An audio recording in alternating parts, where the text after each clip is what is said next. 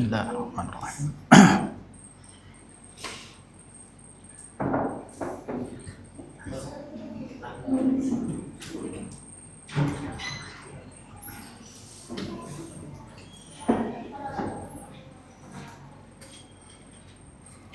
Bismillahirrahmanirrahim. Assalamualaikum warahmatullahi wabarakatuh.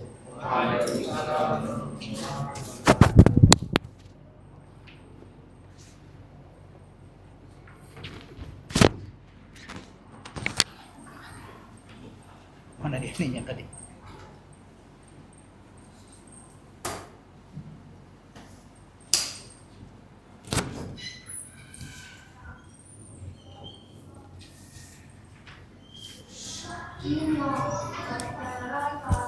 Tempelannya hilang nih. Oh ini.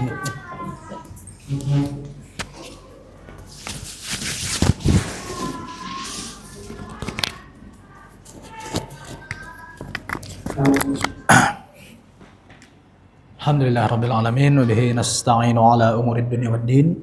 Asyhadu an la ilaha illallah wa asyhadu anna Muhammadar Rasulullah.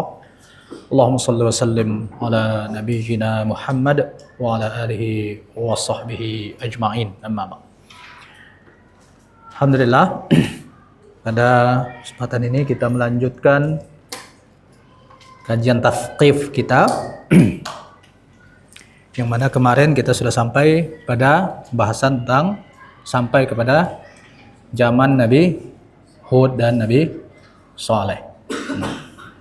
Dan bahwa ada peninggalan Nabi Saleh yang ada di wilayah Arab Saudi yang dipesan kalau Rasulullah SAW yang tidak boleh masuk kecuali dalam keadaan menangis. Dan sekarang kawasan tersebut namanya kawasan Wadi Al-Ula.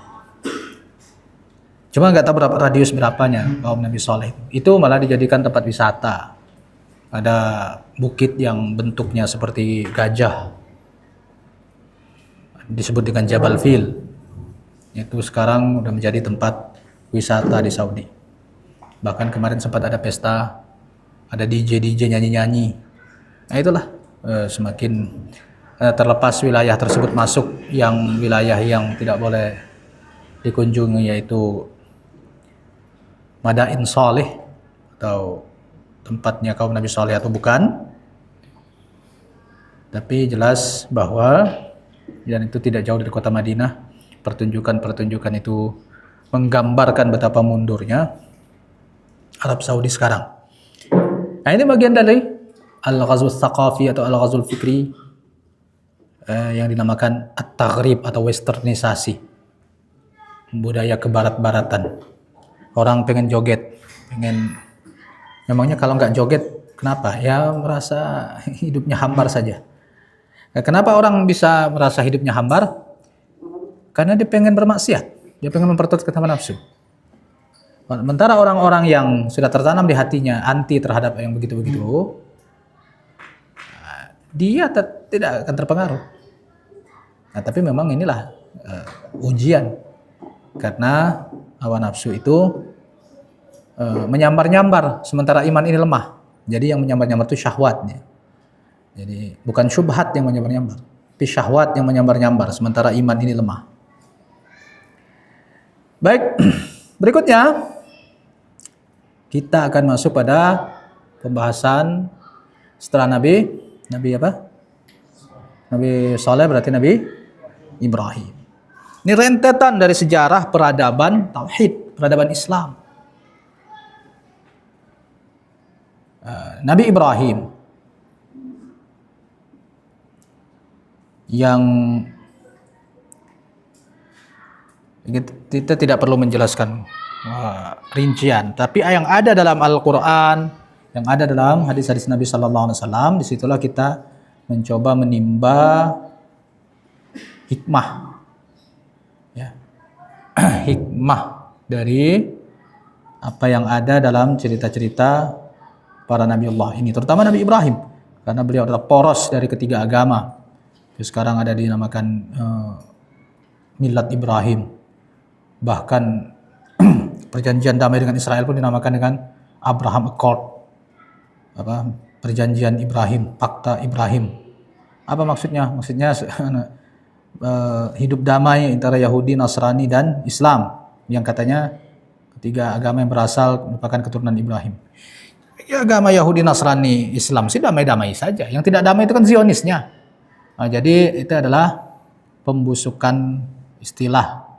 Ya, seakan-akan Islam tidak mau damai dengan itu. Ya bisa damai, tapi Anda pergi semua dari Israel, dari wilayah Palestina yang dijajah, maka damai. Kalau tidak, maka selamanya akan perang. Ya, jadi fakta perjanjian Ibrahim atau Abraham Accord itu adalah perjanjian yang batil. Seluruh perjanjian dengan Israel adalah batil, boleh dilanggar. Sebagaimana ketentuan dalam fikih hubungan internasional dalam Islam tentang al-ahad atau perjanjian ini kita sudah singgung pada pertemuan keberapa itu? Pertemuan tentang bagaimana Al-Imam Syafi'i menyatakan bahwa perjanjian yang merugikan kaum muslimin wajib dilanggar biarpun sudah ditandatangani. Contohnya kasus apa kemarin? Masih ingat? Ketika perjanjian Hudaibiyah telah ditandatangani, salah satu poinnya adalah siapa orang Mekah datang masuk Islam ke Madinah wajib dikembalikan. Akhirnya itu menimpa siapa? Sahabat Nabi yang nama siapa? Yang dikenal dengan nama Abu Basir. Terus ada Abu Jandal. Pernah dengar nama-nama ini nggak? Ya, itu kalau kisah Abu Jandal itu, kalau ingat lagi bikin nangis. Nantilah mengisahkannya. Lalu para wanita yang disebut dengan Al-Mumtahanah, gimana kisahnya dan gimana perlakuan Rasulullah SAW? Dikembalikan apa tidak? Tidak. Apa kata Imam Syafi'i? Semua perjanjian yang merugikan kaum muslimin dan bertentangan dengan syariat, maka dia wajib dilanggar. Jadi Imam Syafi'i memahami bahwa wanita masuk dalam perjanjian itu, tapi wajib dilanggar. Berbeda dengan beberapa imam lain yang mengatakan wanita memang tidak termasuk dalam perjanjian itu, laki-laki saja. Oke. Balik kita ke Nabi Ibrahim sebagai Nabi dan Rasul, ya, Abul Anbiya. Bahkan ada buku itu tulis oleh Abbas Mahmud Al-Aqad, Abul Anbiya. Cuma nggak tahu tadi udah ada terjemahannya belum.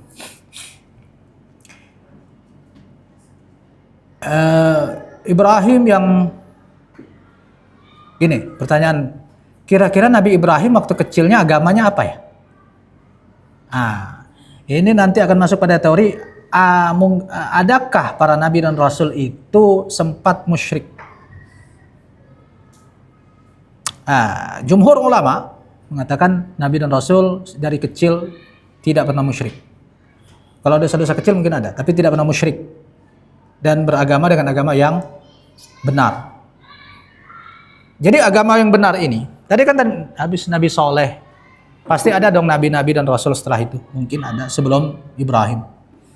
Nah, Ibrahim adalah pengikut nabi-nabi terdahulunya yang berakidah tauhid dan menerima wahyu. Kita tidak tahu kapan awal mulanya, tapi dia berada dalam agama yang benar. Lalu mendakwahkan itu, dan dia mungkin satu-satunya orang yang memang tidak terpengaruh pada kerusakan agama. Jadi gini, Nabi dan Rasul itu hidup dalam agama kaumnya, aslinya adalah agama yang benar. Nanti sampai kepada Nabi kita Muhammad SAW pun begitu. Agama kafir Quraisy itu agama siapa? Hindu, Buddha, Kristen, Yahudi? Bukan. Terus agama siapa? Agama nenek moyang Arab? Apa agama nenek moyang Arab? Ya agama Nabi Ismail, agama yang berasal dari Allah. Tapi mereka menyelewengkannya. Penyelewengannya dari mana? Penyembahan terhadap berhala. Nanti kita akan mempelajari itu. Dimulai adanya berhala. Sementara ibadah-ibadahnya masih, makanya haji, sholat, segala macam itu ada dalam agama orang-orang yang dianut oleh Quraisy. Tapi di samping menyembah Allah, mereka juga menyembah berhala. Jadi kesyirikan yang terjadi pada Nabi dan Rasul itu sama dengan kesyirikan yang ada pada kita sekarang ini. Orang ngaku Islam tapi menyembah yang lain. Bukan orang beragama lain, bukan. Orang beragama lain masuk kategori la ikraha fid din. Makanya di zaman Rasulullah, orang Nasrani dan Yahudi itu didakwahi, tapi dia tidak waktu itu tidak diperangi karena agamanya. Sementara kafir Quraisy diperangi.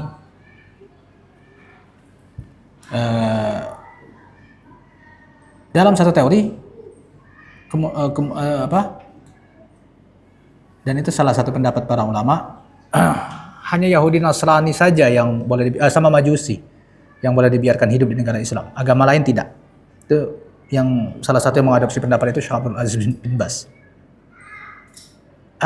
Tapi alhamdulillah, yang penting bahwa para nabi dan rasul itu hidup dalam agama yang benar, hanya saja kaumnya menyelewengkan agama itu. Maka Allah mengutusnya untuk memperbaiki keadaan kaum ini, mengembalikannya kepada ajaran yang benar. Begitu pula Nabi Ibrahim. Jadi dengan begitu bisa disimpulkan bahwa Nabi Ibrahim berada dalam agama yang benar dan tidak pernah musyrik.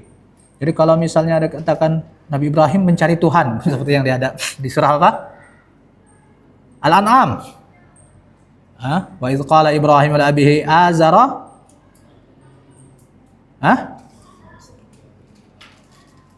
atattakhidhu asnaman aliha inni araka wa qaumaka fi dhalalim mubin. Terus wa kadzalika nuri Ibrahim malakutas samawati wal ard wa liyakuna minal muqinin. Nah, kami perlihatkan kepada Ibrahim kekuasaan yang ada di langit dan bumi ini agar dia menjadi menjadi orang yang makin yakin. Sebagaimana diperlihatkan kepada Allah. Nabi Ibrahim minta apa? Arini kaifa tuhyil mauta. Awalam tu'min? Qala bala walakil Al-Baqarah misalnya, dia toma'inna qalbi faqus arba'atan minat tayri fasurhunna dan seterusnya. Jadi Nabi Ibrahim minta ditunjukkan, ya Allah, kaifa tuhyil mauta, bagaimana caramu menghidupkan yang mati. Apa kamu tidak percaya, kata Allah. Walakil liyatma'inna qalbi, cuma sekedar untuk meyakinkan diriku, ya Allah. Nah, jadi apakah sebelumnya Nabi Ibrahim belum yakin? Ya pasti yakin. Cuman melihat dengan sendiri itu akan menambah keyakinan yang tidak ada pada yang sekedar iman begitu saja. Apakah kita yakin adanya surga? Mau tambah yakin?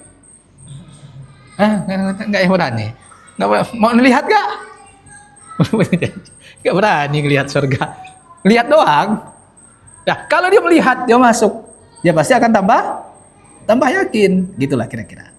Jadi liyakuna minal muqinin. Falamma janna alaihi lail ra'a kaukaba qala haza rabbi.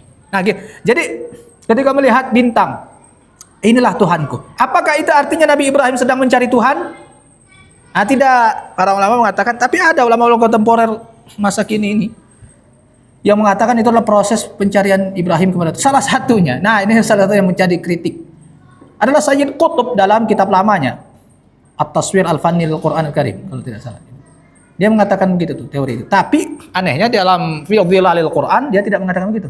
Dia malah dalam Fi Dhilalil Quran, dalam ayat itu dia mengesankan bahwa Ibrahim telah bertauhid sebelumnya.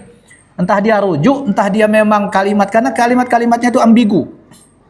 Makanya banyak orang menghukumi Sayyid Qutb Wahidatul Wujud segala macamnya karena salah paham terhadap kalimat dia yang memang ambigu.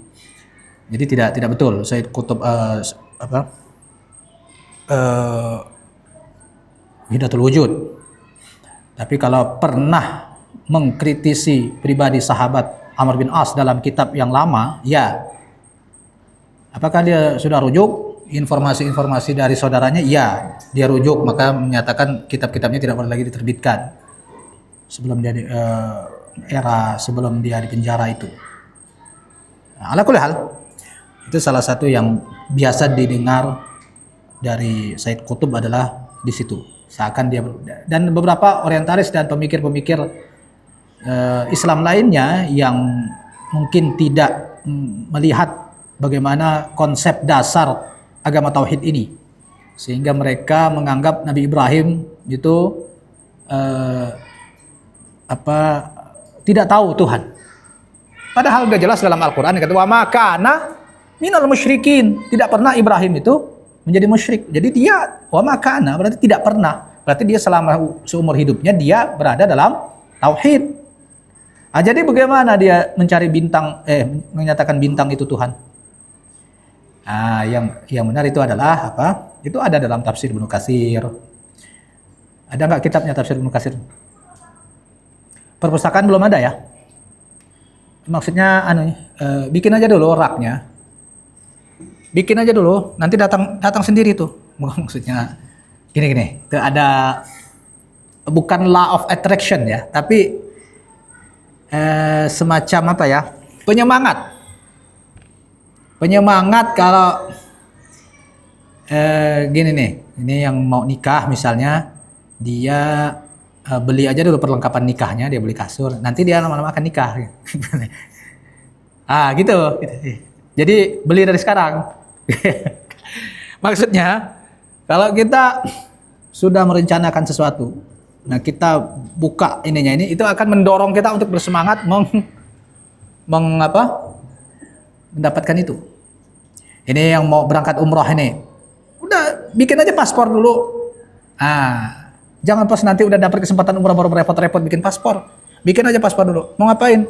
Iya, siapa tahu ada umroh. Emang udah ada yang ngajak belum? Tapi bikin aja dulu. Biasanya itu menjadi penyemangat. Bukan dalam konsep law of attraction yang populer itu. Bukan. Kalau itu kan dia semacam sesuatu yang pasti. Pernah dengar nggak law of attraction? Jangan dulu dengar ya. Jadi bikin dulu nanti raknya. Nanti kalau udah ini terlihat, jadi terdorong tuh, dipoto-foto, diposting. Ini santri Ma'had Al Hasan butuh sumbangan buku-buku. Nanti akan ada yang nyumbang. Biasanya begitu. Insyaallah itu biasanya ada. Ya ada saja tuh. Nih kayak kita nih, saya dulu pernah siaran langsung di pesantren. Bukan siaran langsung, foto doang. Kayak gini nih, tapi santri-santri itu tidak punya meja. Jadi dia nulis di lantai begitu.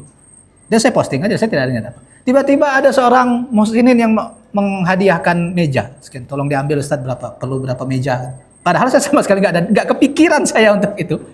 Untuk cari donasi. Tiba-tiba orang ngelihat, kesian banget nih santri, nggak ada lekarnya, nggak ada meja ininya, nulis di lantai. Akhirnya dikasih meja. Coba kalian singkirkan dulu meja itu. Nanti kita dapat.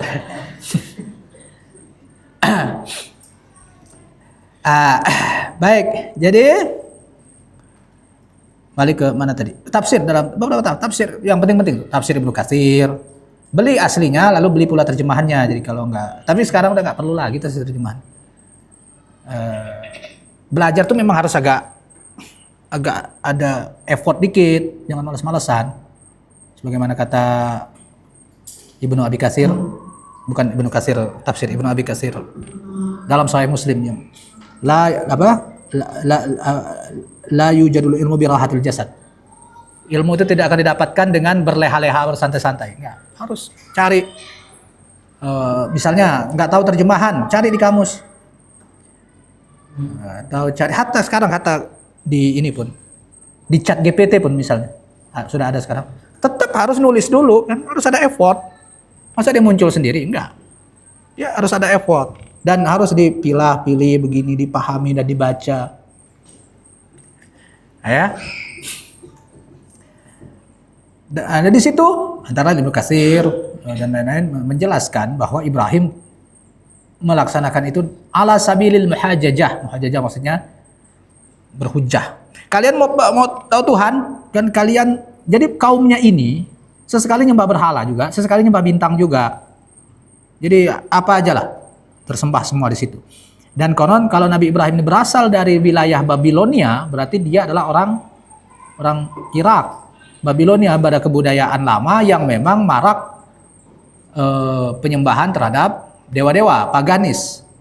Itu kan budaya lama Babilonia itu, setara dengan India, Cina dan lain-lain yang memang sudah menyembah dewa-dewa.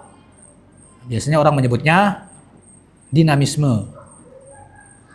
Nah, jadi penyembahan terhadap paganisme, lebih tepatnya. Dia menyembah pada dewa-dewa. Mungkin itu warisan agama-agama nabi-nabi terdahulu yang jadi tidak ada tuh satu umat yang tiba-tiba dia menyembah dewa, enggak. Itu biasanya muncul dari syubhat-syubhat syaitan yang membisikkan kepada mereka. Sebagaimana yang dibisikkan kepada kemarin kaum Nabi Nuh. Dia kan menyembah Allah, dibisikkan untuk menyembah patung-patung yang tokoh-tokoh masyarakat. Begitulah. Semua umat begitu polanya, pasti sama. Jadi agama-agama, jadi misalnya kalau kita mau cari itu agama orang-orang India itu apa tuh kalau gitu? Hindu, Buddha itu. Pasti mungkin dulu ada nabi, kita tidak tahu. Ya. Bahkan Dr. Zakir Naik sampai mengatakan kitab Hindu itu berasal dari nabi yang diselewengkan, sama seperti Injil dan Taurat sekarang. Ya, tapi itu pembuktian tidak bisa di ini. Jadi, artinya gini, setiap umat itu pasti ada nabinya. Umat Cina dulu Konghucu misalnya, apakah dia nabi? Ada teori mengatakan Konghucu adalah nabi. Dalilnya apa? Dalilnya adalah bahwa Allah pasti mengutus kepada semua umat para nabi. Wa ma kunna mu'adzibina hatta nab'atsa rasula. Al-Isra. Kami tidak akan mengazab sampai kami mengutus rasul. Jadi pasti ada rasul yang diutus. Terus siapa rasulnya orang Cina? Yang nggak tahu. Dapat apa pula pentingnya kita tahu? Indonesia ada rasulnya dong. Ya, mungkin, wallahu alam. Tapi siapa? Nggak usah tahu. Tidak ada perlunya. Tapi pasti ada. Artinya Allah pasti mengutus Nabi dan Rasul itu. Makanya sampai Nabi dan Rasul dalam hadis berapa jumlahnya? Rasul 314 orang Rasul. Nah, berarti kan banyak. Berarti setiap bangsa, setiap umat pasti ada Rasulnya. Cuma yang diceritakan kepada kita tidak lebih dari 25 atau mungkin lebih sedikit. Dan tidak penting juga kita untuk mengetahuinya. Karena semua sudah terhapus. Tetapi konsep dasarnya bahwa setiap umat pasti ada Rasul. Lalu kemudian umat itu pasti akan menyimpang. Kenapa menyimpang? Kenapa menyimpang kemarin? Ada satu kata itu, satu frase doang. Dalam hadis Ibnu Abbas kemarin itu, apa kata Ibnu Abbas? Wa tanassahal ilmu. Udah lupa lagi. Belum sebulan. Wa tanassahal ilmu. Dan ketika ilmu terangkat, orang nggak lagi menuntut ilmu, lupa dia cara menyembah Allah, baru dia menyembah berhala. Iya kan? Itu kan terjadi pada kaum Nabi Nuh. Jadi sama dengan kaum-kaum gitu pun akan sama. Itu makanya nanti kalau orang-orang nggak belajar ini, nggak usah jauh-jauh. Di Indonesia ini aja, makin lama orang nggak belajar, makin lama, akhirnya orang mulai merasa ini kayaknya nih nggak apa-apa nih. Kayak pelanggaran itu sedikit demi sedikit. Nanti orang merasa bahwa riba tidak haram, bunga bank tidak haram. Jadi orang, atau pertama bukan riba. Bagaimana ceritanya? Sekarang pun udah banyak pemikir-pemikir Islam yang mengatakan teori-teori seperti teori yang dipaksakan. Bunga bank bukan riba, kan? Itu adalah akad investasi. Akad investasi dari mana? Belum dikenal di masa Rasulullah. Itu kan bohong. Sudah dikenal, semua sudah dikenal di masa Rasulullah, tidak. Itulah dia riba yang diharamkan, bahkan lebih buruk daripada riba jahiliyah. Jadi ada tuh orang-orang yang berusaha menghalalkan itu semua. Nanti lama-lama judi juga akan dihalalkan. Apa namanya? Mungkin bukan judi tapi permainan atau apalah nanti. Nanti bisa dicari dalil. Kan kemarin udah ada yang menghalalkan zina segala. Dalam disertasi doktor. Zina atas dasar milkul yamin. Milkul yamin, setiap orang punya pacar oleh milkul yamin. Milkul yamin itu budak dibeli di pasar. Tapi bukan wanita PSK. Waliyadzubillah. Itu makin parah. Tapi itu sekarang masih aneh. Nanti lama-lama kalau orang nggak mau belajar itu akan diiyakan orang. Tutup pesantren semuanya. Nggak ada. Akhirnya orang kayak apa sih agama yang benar udah tidak tahu. Seperti itulah watanas sahal ilmu. Nah, begitulah mungkin keadaan umat Nabi Ibrahim pun seperti itu. Jadi mereka mungkin asalnya berasal dari agama-agama yang pengikut pada nabi-nabi terdahulu, entah itu Nabi Soleh ataukah Nabi siapapun yang dekat dengan situ. Ya, antara Soleh dan Ibrahim itu mungkin ada berapa abad dan mungkin ada berapa nabi dan rasul. Ya, kita tidak tahu. Ya, tahunya cuma antara Nabi Soleh, Ibrahim. Tahunya kita cuma begitu. Tapi bisa jadi ada nabi dan rasul antara mereka. Dan kalau mau dikatakan umat ini ada bukan ahlul fatrah. Karena kalau ahlul fatrah dia tidak tahu cara penyembahan. Dia akan menerima ajaran Ibrahim. Ini dia tidak menerima ajaran agama Ibrahim, padahal Ibrahim telah mengembalikan mereka ke agama yang berusaha. Kan tadi dia ngomong apa sama bapaknya tadi? Ini araka wa qaumaka fi dhalalim mubin. Aku melihat engkau dan kaummu ini sesat. Berarti sudah tahu, Nabi Ibrahim sudah tahu dia dan kaumnya sesat. Lalu setelah itu barulah dia ngomong itu kan. Jadi dia bukan sedang mencari Tuhan, dia sudah tahu cari Tuhan. Tahu Tuhan, lalu karena kaumnya ini tidak bisa juga disampaikan ini salah, karena menyembah salah. Oke lah, kita turuti maunya kalian. Jalan pikiran kalian. Nah, ini adalah metode dakwah dengan mengikuti jalan pikiran orang lalu mengilzam dia. Baik, apa? Bagaimana ceritanya? Falamma ra'a kaukaban qala hadza rabbi. Falamma afala qala la uhibbul afilin. Jadi dia berkata orang, hilang. Aku nggak suka dengan yang hilang. Masa Tuhan hilang? Orang-orang pun, oh iya ya. Tuhan nggak boleh hilang. Nggak boleh. Tuhan kalau hilang bagaimana? Maksudnya saat kita kemana kita mau menyembah lagi? Entah bagaimana jalan pikirannya. Intinya dia berusaha untuk membuat orang tuh mikir bahwa ini bukan Tuhan. Al-Kaukab ini, bintang-bintang ini bukan Tuhan. Falamma ra'al qamara bazigha, muncul bulan. Qala hadza rabbi. Falamma afala, apa katanya? La illam yahdini rabbi la akunanna minal qaumid dhalin. Ada yang hafal enggak sih ayat ini? Kan baru di Al-An'am. Ada yang hafal? Udah sampai Al-An'am belum? Belum. Jadi ini hilang lagi nih si bulan. Kalau Tuhan hilang, la akunanna minal qaumid dhalin. Maka aku pasti akan jadi sesat, orang yang sesat. Tuhannya hilang. Nah, besoknya kita tunggu ya. Atau muncul falamma ra'asy-syamsa bazighatan. Kenapa asy-syams bazighah? Muannas. Kenapa? Kenapa matahari muannas? Ada nggak belajar nahwu? Kenapa matahari? Bulan muzakkar. Kenapa syams muannas? Tidak ada tak marbutahnya. Ayo. PR ya. Tidak tahu juga. Orang Arab ngomongnya begitu ya sudah kita ikut aja. Ada yang bilang, kenapa dia muannas? Karena dia takut keluar malam gitu. Jadi muannas. Jadi yang takut keluar malam muannas. Tahu benar apa enggak? Kadang-kadang ada itu. Ya bagaimana haza syamsun, benar enggak? Ya salah sih syamsun. Tapi kenapa Nabi Ibrahim mengatakan haza akbar di ayat itu? Ya, secara bahasa, untuk sesuatu yang kita belum tahu muzakkar muannas ya tetap nyebut muzakkar.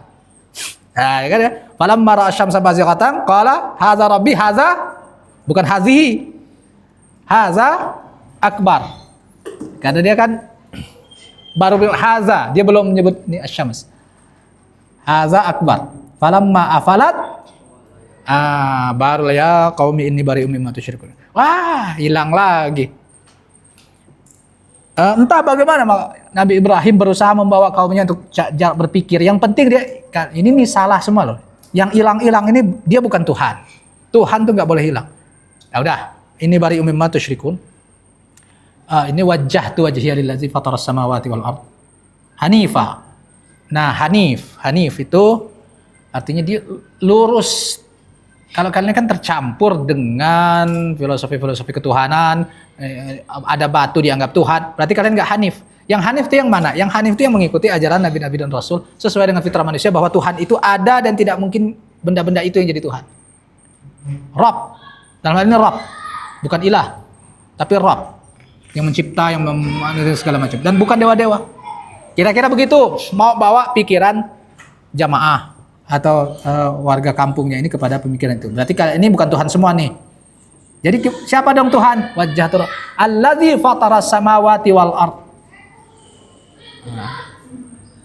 Jadi yang menciptakan langit dan bumi itulah Tuhan yang sebenarnya. Jadi permasalahan di era Nabi Ibrahim ini adalah masalah tauhid rububiyahnya. Mereka tidak tahu Tuhan itu yang mana. Ar-Rabb, bukan ilah. Ar-Rabb itu yang mana yang mencipta langit dan bumi ini. Mungkin seperti itu. Wallahu a'lam bishawab. Nah, baik, habis itu ya lalu terjadilah itu kan pengerusakan patung segala macam. Apakah tindakan Nabi Ibrahim ini maslahat apa mudarat? Dia cuma sendiri. Lalu dia hancurkan patung-patung itu. Nah, ini bagaimana ini? Dan dia tidak, kalau dia sudah menjadi rasul saat itu, tidak mungkin dia bertindak kecuali atas dasar wahyu. Kalaupun dia belum menjadi rasul, ketika Allah menyampaikannya dalam Al-Quran dan tidak mengingkari, berarti perbuatannya benar. Artinya, kalau memang kita sudah berada dalam satu masyarakat yang memang sudah saking rusaknya begitu, kita hancurkan patung-patung mereka sebagai bentuk perlawanan, harus. Jadi tidak boleh selama-lamanya menyerah karena kita masih lemah. Enggak, Nabi Ibrahim sendirian loh. Akhirnya apa? Dia ditangkap dan mau dibakar. Karena mukjizat Allah lah, kemudian dia selamat. Tapi dia sudah, biar dia sendirian, dia tidak mau. Apa sebabnya? Nabi Ibrahim, karena dia disuruh jaga patung itu. Orang-orang, bapaknya dan lain-lain, pada pergi acara, dia yang disuruh jaga. Mau ikut acara nggak? Enggak. Apa dia bilang? Ini sakim, aku sakit. Lalu kemudian itu yang ada dalam hadis, dikatakan Nabi Ibrahim berbohong dalam 3 kali. 3 kali berbohong. Tapi apakah itu dia nggak bohong? Nah, nanti panjang lagi penjelasnya. Ini sakim. Habis itu faragha ila kemudian menghancurkan satu-satunya itu, dan dalam sebagaimana diceritakan dalam surah As-Saffat. Nah, selesai. Akhirnya, nah ini mereka tidak mampu untuk membela dirinya sendiri. Berarti mereka bukan Tuhan. Lalu kenapa mereka disembah? Nah, akhirnya yang penting sudah ada manifest dakwah tauhid bahwa beginilah apa yang kalian sembah ini salah, dan harus ada orang yang berani mendobrak itu sekalipun masyarakat tetap tidak mau mengikuti. Itu pesannya. Artinya tindakan heroik seorang diri tetap harus ada bila memang itu adalah jalan terakhir. Apalagi Nabi dan Rasul. Nabi dan Rasul kan tidak boleh uzlah. Nabi dan Rasul tetap harus berdakwah. Baik, habis itu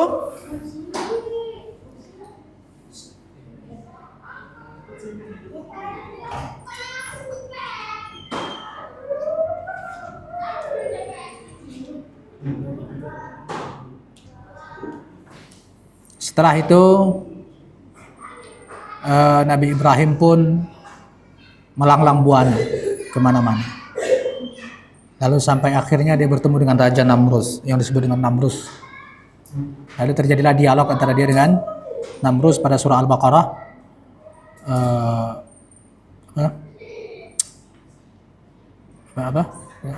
Setelah la ikraha fid din qad tabayyana rusydu minal ghayy wa may yakfur billahi wa taqadu min billahi faqad istamsaka bil urwatil wuthqa.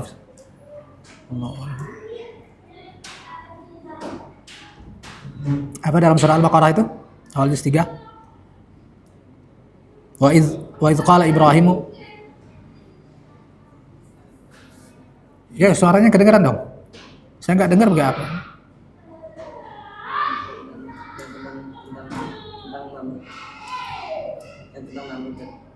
Ya, yang dia dengan raja itu. Alam tara ilal ladzi qala. Kadang-kadang blank. Apalagi anak-anak nih suaranya berisik. Apa? Alam tara ilal ladzi haja Ibrahim fi rabbih an atahu Allahul mulk. Qala Ibrahim,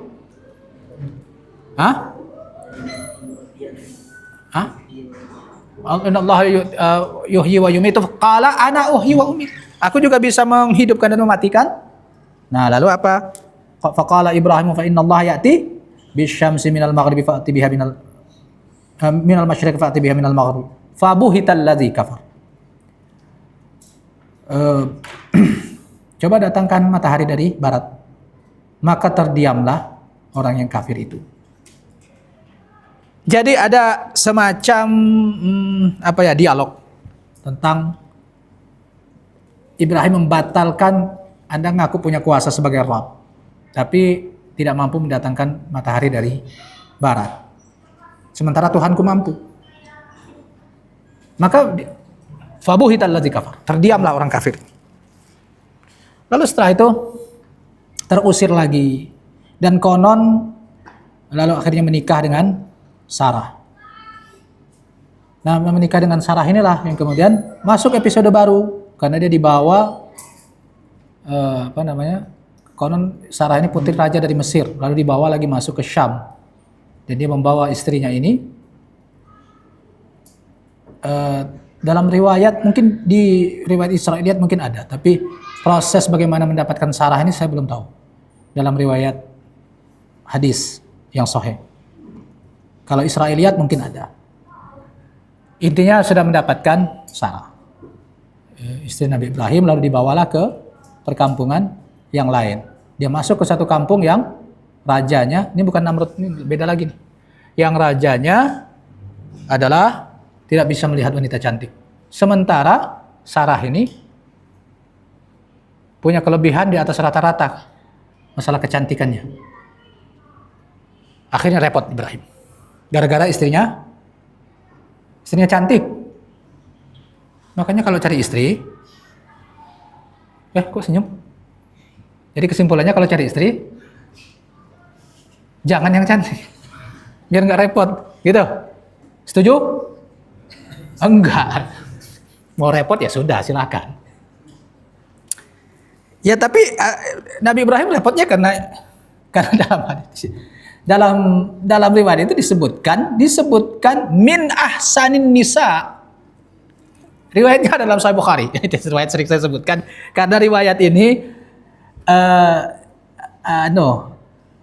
mengandung kisah wudu sebelum Rasulullah SAW. Saya udah pernah cerita belum yang di sini ya. Biasanya kalau ngajar fikih masalah wudu. Sekarang kenapa dalam Al-Quran wudu disebut dalam surah Al-Maidah ayat 6? Detailnya.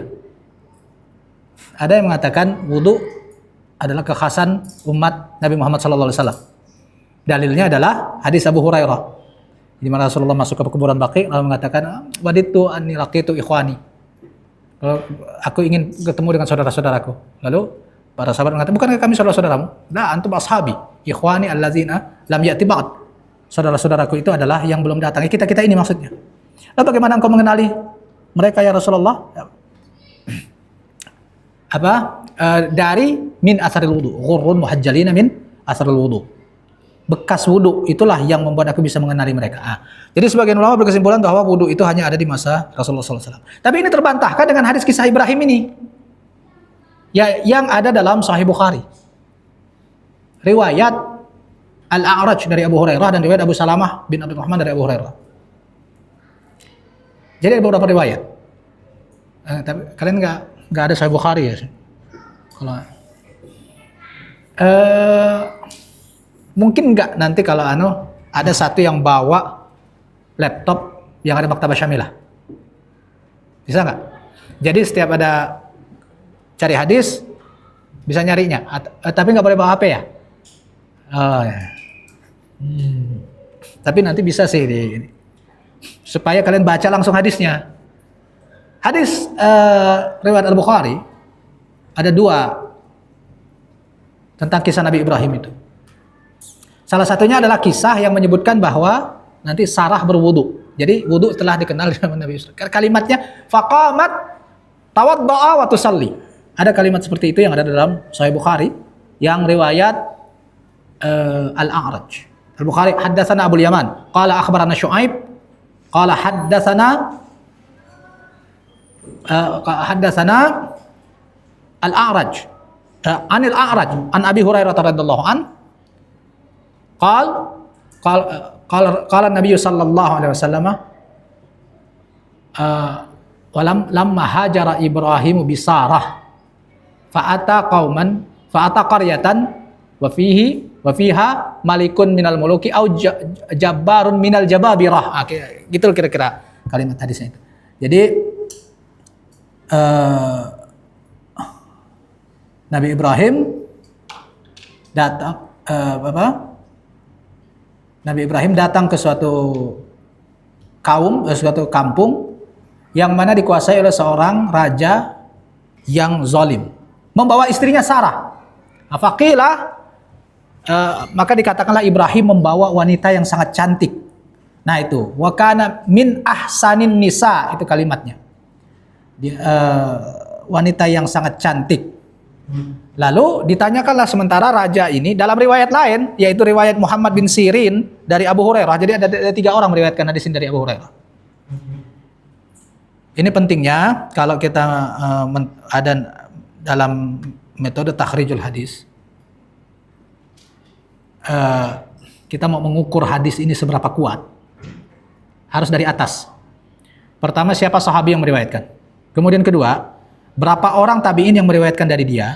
Nanti baru kemudian berapa dari tabi'in ini, berapa yang ini, berapa, begitu cabangnya. Jadi mulai dari atas. Itu untuk menguji kekuatan hadis dan memeriksa ada nggak redaksi yang syadz. Gitu caranya. Tapi itu nanti ya, dalam metode takhrijul hadis. Dari sini yang meriwayatkan hadis ini dari Abu Hurairah ada 3 orang. Setidaknya wallahu alam, ya setahu saya ada 3 orang. Muhammad bin Sirin, Al-A'raj, Abdurrahman bin Hurmuz nama aslinya, dan Abu Salamah bin Abdurrahman. Hadis Al-A'raj ini dalam hadis Al-A'raj ini ada kalimat itu tadi. Jadi Sarah itu dibawa Ibrahim diinvestigasi oleh raja. Ibrahim, siapa itu? Farsala ilaihim faqala ayya Ibrahim man hadhihi allati ma'ak. Siapa ini perempuan yang bersama kamu? Qala ukhti. Dia mengatakan ini adalah saudariku. Faraja'a ilaiha faqala laha la tukadzibini bi anni qad akhbartuhum annaki ukhti. Wallahi ma in fil ardi mu'minun ghairi wa ghairuki. Dia bicara sama Sarah, aku udah bilang ke raja itu kamu adalah saudariku. Jangan kamu malah bilang yang lain. Nanti kita dibunuh. Tidak ada di dunia ini yang mukmin selain kita berdua. Maksudnya di tempat itu. Di tempat lain pasti ada. Termasuk salah satunya adalah ada sepupunya Ibrahim yang bernama Lut. Tapi di tempat lain. Kan di zaman itu juga mereka seumuran. Tapi kayaknya ini kepada Sarah ini kan baru mau mulai dakwah. Nanti kalau belum dakwah kita sudah mati bagaimana? Nah ini strategi. Ini yang diambil dari kisah Nabi Ibrahim ini adalah strategi dakwah, jangan cepat-cepat mati. Maksudnya Nabi Ibrahim masuk ke kampung itu. Dan dalam riwayat Muhammad bin Sirin diceritakan bahwa Ibrahim telah tahu raja ini tidak boleh melihat wanita cantik. Tapi dari sini juga. Dari mana dia tahu Sarah cantik? Jadi dari ngeliat mukanya lah. Berarti dia tidak pakai cadar. Tapi itu dulu. Itu namanya syar'u man qablana berarti. Ala kulli hal, dia bisa ketahuan cantik ya berarti kan terlihat mukanya. Oke. Jadi karena jadi buah bibir orang, si raja pun makin akhirnya diinvestigasi satu-satu. Dan Ibrahim tahu bahwa raja ini kalau dia menginginkan wanita, kalau wanita itu sudah bersuami, maka dia akan berusaha untuk mencari cara untuk merekayasa pembunuhan terhadap suaminya. Jadi janda kan, dialah yang ngambil. Dia tidak mau ngambil begitu saja, enggak. Harus resmi. Dia kan raja, enggak mungkin main ngambil begitu saja. Dia bukan begal. Jadi kalau ini perempuan masih punya suami, kita cari cara untuk membunuh suaminya dengan cepat. Makanya Nabi Ibrahim mengaku ini adalah ukhti, adalah saudariku. Supaya apa? Supaya tidak cepat dibunuh. Ada strategi memperlambat waktu. Kemudian Ibrahim. Seorang juru dakwah dia harus tahu peraturan yang ada di tempat itu. Termasuk peraturan zalim sekalipun. Maka kalau kita mau berdakwah dimanapun kita harus tahu adat yang berlaku di tempat itu. Ini gimana nih adatnya? Dari situ kita menyusun strategi.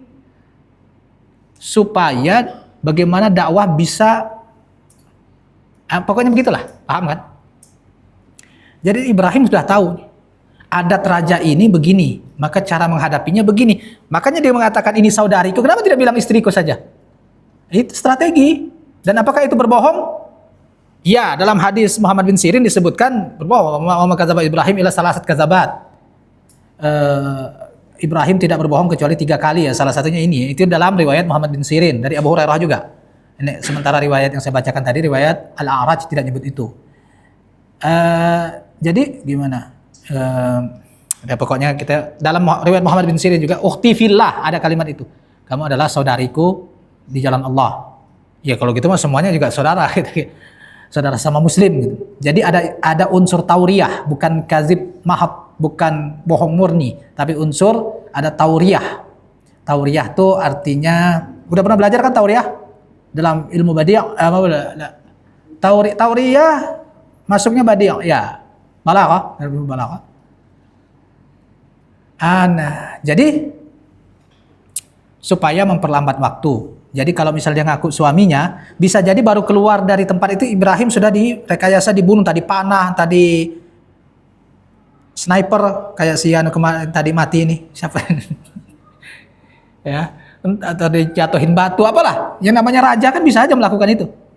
Nah, Ibrahim tahu itu. Maka dia berstrategi. Kita bilang jangan istri, tapi saudari. Nah, kalau dia tahu ini saudari, maka si raja itu akan datang melamar baik-baik. Dia tidak mau juga ngambil langsung begitu. Dia akan datang nanti, oh berarti Ibrahim ini walinya. Saya akan datang melamar Ibrahim. Tentunya dengan paksaan dong. Maksudnya nggak boleh nolak. Tapi tetap resmi. Nah, paling tidak ada jeda waktu sehingga Ibrahim masih bisa mengulur waktu, ya kan? Kalau yang penting kita mengulur waktu dulu, bisa selamat dari raja ini. Nanti kita bisa mengatur strategi berikutnya. Nah, gitulah kira-kira yang dipesankan dalam kisah ini.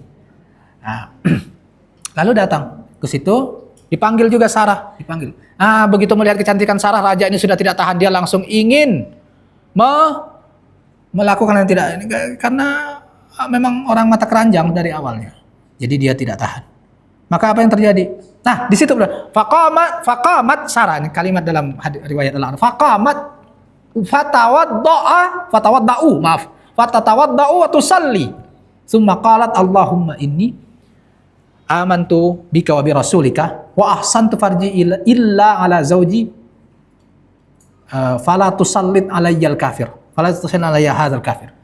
Ya Allah, aku beriman kepadamu dan Rasulmu dan aku jaga kemaluanku kecuali kepada suamiku, maka tolong jangan biarkan si kafir ini menguasaiku.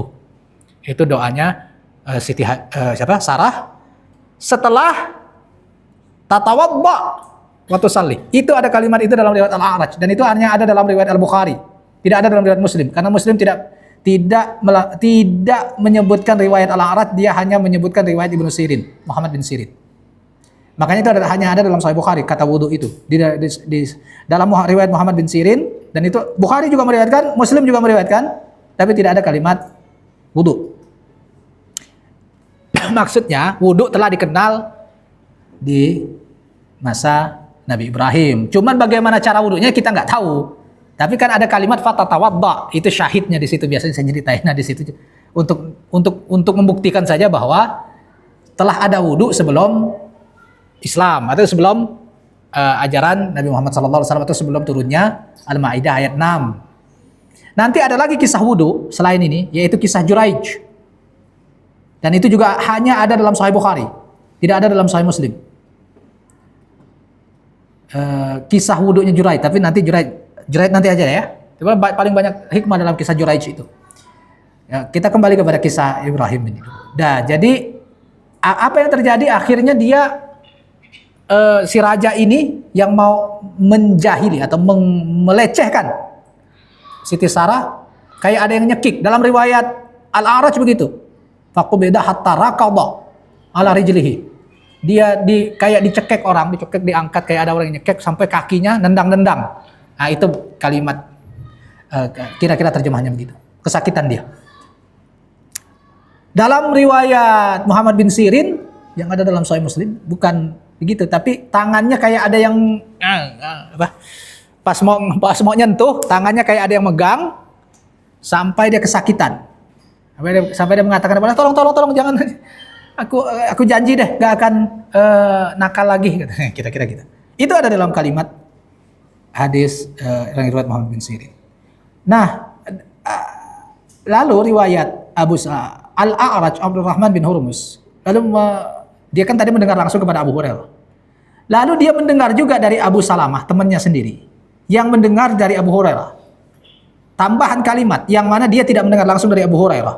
Nah, makanya dalam Sahih Bukhari, faqala Abu Salamah, ada kalimat begitu. Ini baru bisa ini kalau kalian ngeliat Sahih Bukharinya. Kalau enggak ya yang dengar saya doang. Jadi begitulah sistem metode penulisan para imam tersebut.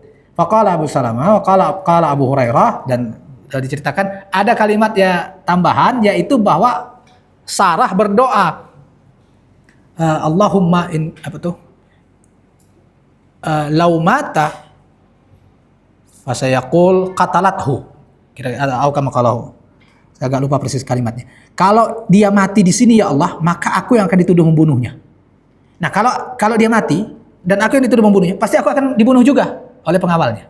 Jangan ya Allah, jangan dia mati di sini. Ah, gitu kira-kira. Akhirnya dilepaskan oleh malaikat yang menyekek gitu tadi. Kalau enggak bisa mati itu raja. Jadi didoakan oleh Sarah. Sampai 3 kali dia melakukan. Sampai akhirnya dia, wah, kalian ini orang ya, perempuan cantik ini yang kalian bawa ke aku ini adalah syaitan. Dia nyebut syaitan dalam riwayat itu. Baik riwayat Muhammad bin Sirin maupun Al-A'raj. Ini syaitan. Ini yang kalian bawa ini bukan manusia. Ini bahaya, aku sampai mau hampir mati nih. Kita harus minta maaf nih. Kita harus baik-baikin dia. Kasih hadiah. Balikin ke Ibrahim sana. Fa'arji'hu ila Ibrahim. Ada kalimat seperti itu. Balikin ke Ibrahim sana, tapi kasih hadiah biar dia nggak ganggu kita lagi. Kira-kira gitulah kalau kita mau melebarkan anunya ya. Itu tidak ada dalam hadis, tapi kita bisa nambah sedikit. Apa namanya? Kira-kira raja ini kenapa dia sampai ngasih hadiah? Supaya dia ketakutan. Ini setan nih. Nanti kalau setannya marah, malam-malam ganggu saya, udahlah kita sogok saja dia, kasih hadiah, balikin ke Ibrahim sana. Kasih hadiah, dan di antara hadiah yang diberikan adalah seorang budak wanita. Dalam riwayat Al-A'raj, Ajar. Lalu dalam riwayat Muhammad bin Sirin, Hajar, nama budak wanita itu. Itulah dia. Jadi kasihlah Hajar itu. Nah, akhirnya, dan Nabi Ibrahim pun yang detailnya dalam riwayat Muhammad bin Sirin adalah berdoa juga ketika ya Allah selamatkan istriku, ya Allah bagaimana, tetap berdoa. Itu menunjukkan apa? Menunjukkan hatta seorang nabi pun bisa ketakutan dan berdoa kepada Allah. Kan nggak bisa tenang saja Sarah, aku kan nabi. Nanti kalau aku berdoa pasti Allah kabulkan. Kan nggak gitu kan ngomongnya? Berarti tetap seorang nabi pun khawatir, takut dan berdoa kepada Allah. Dia tidak mengatakan, ya namanya saya nabi, nggak mungkin lah saya kalah, gitu kan? Itu pula Rasulullah ketika perang Badar berdoa, orang lain pada tidur, beliau salat tahajud dan berdoa sampai jatuh syalnya, sampai harus ditenangkan oleh Abu Bakar. Tenang ya Rasulullah, tenang. Allah pasti menolong. Apakah Rasulullah tidak yakin bahwa Allah menolong? Bukan. Maksudnya hatta seorang nabi pun ada ketakutan, ada khawatirnya, dan manusia biasa. Lalu kita mau tenang-tenang. Jadi kita pasti akan ujiannya akan lebih berat dari itu. Am hasibatum an tadkhulul jannata wa lam ya'tikum mathalul ladzina khalu min qablikum massatkumul ba'sa wad dharra wa zulzilu hatta, itu kuncinya. Yaqular rasul wal ladzina amanu ma'ahu mata nasrullah. Rasul saja dan orang yang beriman kepadanya mengatakan mata nasrullah. Bagaimana dengan yang lain? Kita kalau melihat bagaimana keadaan saudara-saudara kita di Palestina, di Gaza sana, sudah seanu itu, kenapa nggak menyerah saja? Ya karena isyarat Allah, ala inna nasrallahi qarib. Ingatlah bahwa pertolongan Allah itu dekat. Jadi kamu jangan menyerah, nggak dapat pertolongan Allah. Itu isyarat. Itu namanya tadabbur, lataif. Isyarat-isyarat yang ada dalam ayat-ayat Allah itu. Jadi dengan kalimat ala inna nasrallahi qarib, artinya jangan menyerah. Ya, kalau kamu menyerah, ya buat apa ada pertolongan Allah lagi? Orang kamu udah nyerah kok. Gitu. Itu isyarat. Itu namanya lataif. Itu yang jarang ada tafsir mengungkapkan model-model begitu. Kadang-kadang itu adalah hasil tadabbur. Makanya tadabbur dengan tafsir beda. Kita mentadabbur itu kita menggali lataif atau latifah. Latifah itu apa ya? Hal yang halus yang kira-kira bisa kita ambil hikmah dari entah satu kata bahkan satu huruf. Nanti ada dalam Al-Quran itu atau satu huruf pun punya latifah. Nah itulah makanya dia mukjizat. Tidak ada yang bisa menganukan itu kalau orang malas ngaji, malas membaca, malas baca tafsir, dan malas merenung, nggak akan dapat apa-apa. Nah, kajian-kajian para ikhwah itu banyak yang seperti itu, menggali latifah-latifah seperti itu sehingga mereka ketika benar-benar dihadapkan dengan peperangan yang sebenarnya, mereka tahu mereka harus bertindak. Disitulah letak walladzina jahadu fina lanahdiyannahum subulana. Yang jihad saja yang bisa merasakan itu. Itu kenapa Sufyan bin Uyainah mengatakan kalau mau nanya tentang jihad tanya ahlu tsughur. Karena mereka yang berjihad. Kenapa? Walladzina jahadu fina lanahdiyannahum subulana. Yang berjihad itu yang dapat petunjuk. Yang duduk dapat petunjuk secara umum tapi nggak sedetil mereka, gitu loh. Makanya itu yang katakan Ibnu Taimiyah. Rujuklah ke ulama ahlu tsughur. Karena mereka yang berjihad, mereka yang dapat petunjuk yang kadang-kadang bentuknya ilham. Tidak diberikan kepada kita yang duduk-duduk, tapi mereka diberikan. Bagaimana coba? Kok tiba-tiba bisa menggali terowongan sampai sekian ratus kilo? Dapat ide dari mana? Ide mungkin ada, tapi bagaimana bisa berhasil dengan keterbatasan yang ada? Lanahdiyannahum subulana. Nah, mereka yakini itu. Itulah. Jadi Allah memang kenapa yang dipilih itu Taifah. Taifah itu artinya kecil, sebagian kecil, nggak banyak-banyak. Kalau banyak-banyak bukan Taifah namanya. Jumhur. Oke, sampai mana tadi? Sampai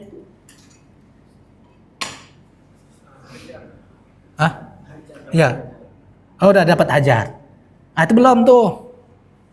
Baru dapat diberikan Siti Hajar sebagai budak. Dan Nabi Ibrahim sudah melihat tanda-tanda itu, lalu Sarah ngomong, kamu tahu kan aku selamat dan memberikan budak ini, gitu.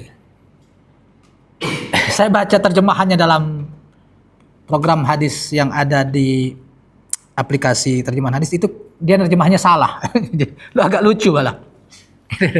Jadi gini, kalimat itu Siti Hajar ngomong begitu kepada Nabi Ibrahim. Kamu begitu melihat Sarah datang, oh berarti istriku selamat, alhamdulillah. Tapi siapa? Dalam riwayat Ibnu Sirin, Ibrahim nanya, Miham. Kalimat Miham, itu ada dalam riwayat Ibnu Sirin. Lihat aja di Sahih Bukhari. Kalian nggak punya juga. Sahih Muslim. Maka riwayat Ibnu Sirin, Miham. Coba pemirsa mungkin ada yang nonton, cek lah. Miham, seingat saya. Ya, artinya ini siapa?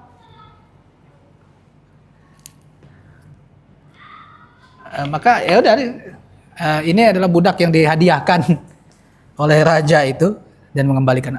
Maka syarta annallaha qad kabatal kafir wa akhadha walidah. Itu yang ada dalam riwayat Al-A'raj. Kamu berarti udah tahu kan ini bahwa Allah telah menghalangi orang kafir itu dan memberikan walidah. Walidah tuh ini remaja putri ini, walidah. Yang budak ini. Jadi Hajar itu statusnya budak. Lalu ya budak namanya budak. Dan hatta dalam Islam budak gitu. Tapi budaknya Sarah dong. Lalu dihadiahkan oleh Sarah kepada Ibrahim. Nah, kalau sudah menjadi milik Ibrahim, jadilah milkul yamin, boleh digauli sebagaimana istri. Itu peraturan budak. Jadi budak itu bukan istri, tapi dia boleh digauli kalau dia perempuan. Laki punya budak perempuan. Kalau perempuan punya budak laki-laki nggak boleh. Tetap berlaku hukum ajanib. Tapi kalau laki-laki punya budak perempuan, maka boleh digauli. Dan itu tidak dibatasi 4. Mau dia punya 100 pun boleh. Apa yang ada di pikiran kalian? Enggak, saya bicara hukum saja. Dan jangan menghayal macam-macam. Memang masih ada sekarang? Masih, boleh. Tapi hanya orang kafir yang boleh diperbudak. Misalnya, menang perang lawan Israel. Nah, orang-orang Israel itu dijual di pasar-pasar. Ini siapa yang mau beli nih? Gitu. Tidak dihapus. Hukum budak itu tidak dihapus dalam Al-Quran.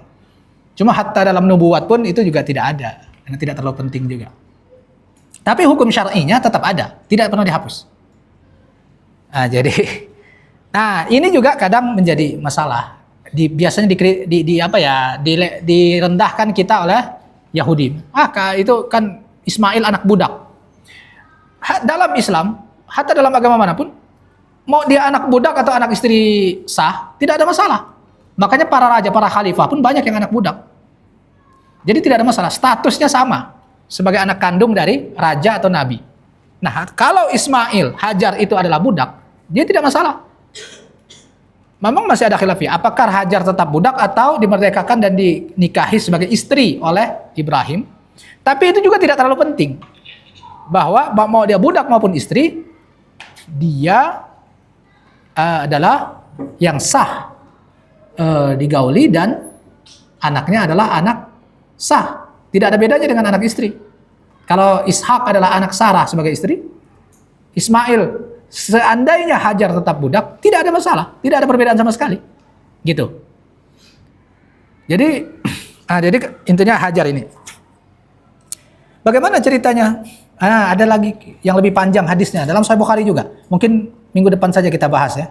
Karena ada beberapa hikmah dalam hadis yang ini. Ini kita sampai pada mendapatkan Hajar saja dulu ya. Dalam pertemuan ini karena saya ada urusan sedikit jadi harus mengakhiri pertemuan ini di sini. Sampai kisah Ibrahim mendapatkan Hajar. Setelah dapat Hajar apa berikutnya? Ada satu hadis lagi yang cukup panjang dan ini akan termasuk cerita tentang Nabi Ismail dan sumur Zam-Zam. Insyaallah kita akan bacakan nanti minggu depan mudah-mudahan atau mudah-mudahan tidak ada halangan, dan menggali beberapa hikmah dan hukum-hukum syariat yang ada di situ. Banyak sekali dan hadisnya agak panjang. Nah, kalau bisa sih kalian lihat. Gimana cara saya menyampaikan untuk ini, kalau bisa dilihat hadisnya, dibaca dulu baru nanti kita akan bedah hadisnya, hadis tentang kelahiran Ismail nanti. Ada dalam Sahih Bukhari. Insyaallah nanti. Dan itu hikmah yang luar biasa. Dari situlah dimulai perjuangan tahap berikutnya oleh Nabi Ibrahim membentuk umat membangun Ka'bah. Nah, dari situ baru akan banyak hikmah-hikmah yang bisa kita gali. Baik, itu yang mungkin bisa saya sampaikan pada kesempatan malam hari ini. Mudah-mudahan bisa diresapi dan sebisa mungkin nanti melihat kembali riwayat dan kitab-kitab tafsir yang saya isyaratkan tadi. Dicatat nggak? Ayat-ayat yang harus kalian bedah dari pelajaran ini. Yang pertama, Al-An'am 7375 yang tadi tentang nyari Tuhan. Al-An'am 7377 dan seterusnya. Pokoknya yang tentang nyari Tuhan tadi. Bedah apa maksudnya dalam kitab-kitab tafsir. Termasuk dalam Ibnu Katsir yang mengatakan itu bukan Ibrahim tidak tahu Tuhan atau lagi nyari Tuhan, tapi dalam berusaha untuk mengilzam kaumnya yang menyembah Tuhan yang macam-macam, padahal tidak pantas atau tidak layak menjadi Rabb. Buktinya apa? Dia hilang. La uhibbul afilin. La illam yahdini rabbi la akunanna minal qaumid dhalin dan seterusnya. Nah, itu digali itu. Kenapa kalimatnya begitu? Kenapa, bagaimana nih kira-kira hikmah dakwahnya? Kemudian ayat berapa lagi? Tadi yang saya sebutkan, yang saya isyaratkan. Ala berjemu dengan Namrus. Fabuhital ladzi kafar. Fa'ati biha innallaha ya'ti bisyamsi minal masyriqi fa'ati biha minal maghribi fabuhital ladzi kafar. Gali lagi sejarah dan hadisnya sampai yang terakhir adalah hadis tentang Sarah berwudu dalam Sahih Bukhari ini, atau tentang bahwa Ibrahim berbohong 3 kali sebagaimana riwayat Ibnu Sirin. yang juga ada dalam Sahih Bukhari dan ada juga dalam Sahih Muslim. Nah, ini yang bisa disebut kalimat redaksi ini yang bisa disebut muttafaq alaih. Kenapa? Karena baik Muslim maupun Bukhari meriwayatkan dari orang yang sama, yaitu Ayyub As-Sikhtiyani, seingat saya Muhammad bin Sirin, Abu Hurairah. Muaranya itu hampir sanad dan kalimat redaksinya sama. Adapun yang tadi yang saya bacakan, yang ada kalimat wudunya itu bukan muttafaq alaih. Itu riwayat Bukhari. Dan dalam kutubus sittah kalau nggak salah cuma Bukhari. Dalam Musnad Ahmad ada, karena Imam Ahmad juga meriwayatkan dari Syuaib dari Abu Abdullah bin Zakwan dan dari Al-A'raj ini. Jadi kalimat yang itu tidak dikatakan muttafaq alaih. Tetapi itu membedakan mana muttafaq alaih, mana hadis riwayat Bukhari dan Muslim. Redaksinya tidak sama atau ada redaksi yang berbeda, berarti dia bukan muttafaq alaih.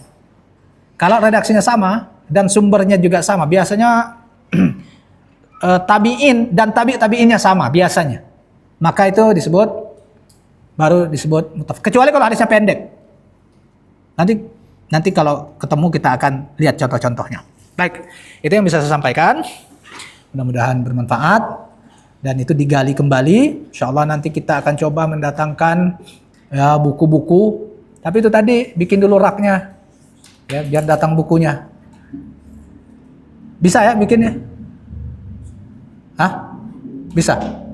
Saya nanti minta izin sama Ustadz, minta belikan bahannya, beli rak buku. Naruhnya di mana kira-kira nih? Di asrama apa di sini? Di sini. Di sini bisa nggak? Hah? Kalau di sini anak-anak, ya di asrama aja kalau gitu. Tapi semua harus baca. Ya, jadi tetap pentingnya buku-buku karena dari situlah gudangnya ilmu. Dan yang bikin rak berarti dia termasuk apa kemarin? Mansalaka yang bikin rak. Yang bikin rak berarti dia salaka tariqan yaltamisu fi ilma. Dapat apa? Sahalallahu lahu tariqan ilal jannah. Mau enggak? Makanya bikin rak. Baik. Demikian yang bisa saya sampaikan, mudah-mudahan bermanfaat. Akhirul kalam, wabillahi taufiq wal hidayah. Wassalamualaikum warahmatullahi wabarakatuh.